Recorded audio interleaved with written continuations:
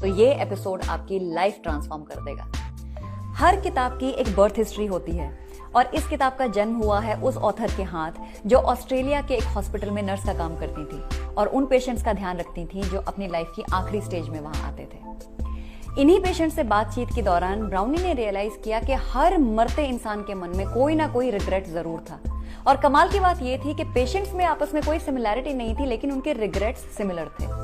उन्हीं में से टॉप 5 रिग्रेट्स के बारे में ब्राउनी ने अपनी किताब में लिखा है जो कि अब मैं आपसे शेयर करने जा रही हूं ताकि आप वो रिग्रेट्स ना दोहराएं। रिग्रेट नंबर 1, काश मैंने अपनी जिंदगी अपने हिसाब से जी होती, ये परवाह करे बगैर कि लोग क्या सोचेंगे।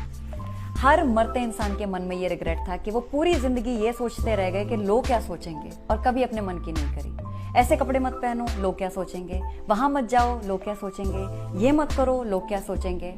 और आज जब वही लोग अपने डेथ बेड पर हैं, मरने जा रहे हैं और जिन लोगों की परवाह में उन्होंने अपनी पूरी जिंदगी निकाल दी, उनमें से एक इंसान मिलने नहीं आया। कुछ लोगों ने अपने मनपसंद पार्टनर से शादी नहीं करी, लोग क्या सोचेंगे। कुछ लोगों ने अपना पैशन फॉलो नहीं किया, लोग क्या कहेंगे। कुछ लोगों ने अपनी ड्रीम जॉब फॉलो नहीं करी, लोग क्या सोचेंगे।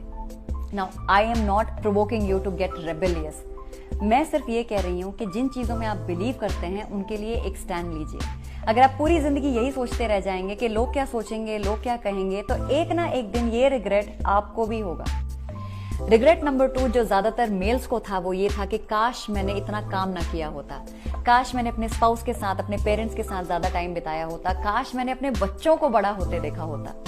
यहाँ ऑथर का ये मतलब बिल्कुल नहीं है कि आप हार्डवर्क मत कीजिए, but if you are becoming successful at the cost of your youth, वो प्राइम टाइम जो आपकी लाइफ में कभी लौट के नहीं आने वाला है, then you are paying a phenomenally heavy price for that success. तो अपनी लाइफ को प्लान कीजिए, जो लोग आपके दिल के करीब है ना उनके लिए समय निकालिए, वरना एक ना एक दिन ये रिग्रेट आपको भी होगा।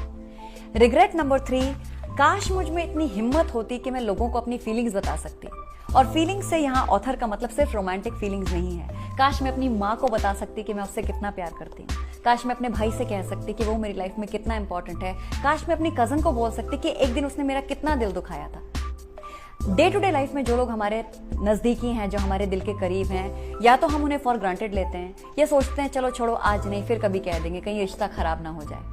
अगर आपके मन में कोई ऐसी बात है जो आपको लगता है कि आपको कह देनी चाहिए, इंतजार मत कीजिए, उसे बोल दीजिए, वरना एक ना एक दिन ये रिग्रेट आपको भी होगा। रिग्रेट नंबर 4, काश मैं अपने दोस्तों के टच में रहता, उनके साथ थोड़ा और टाइम स्पेंड करता। और याद रखिए ये वही दोस्त हैं जिनके बिना एक समय पर हमारी जिंदगी नहीं चलती थी।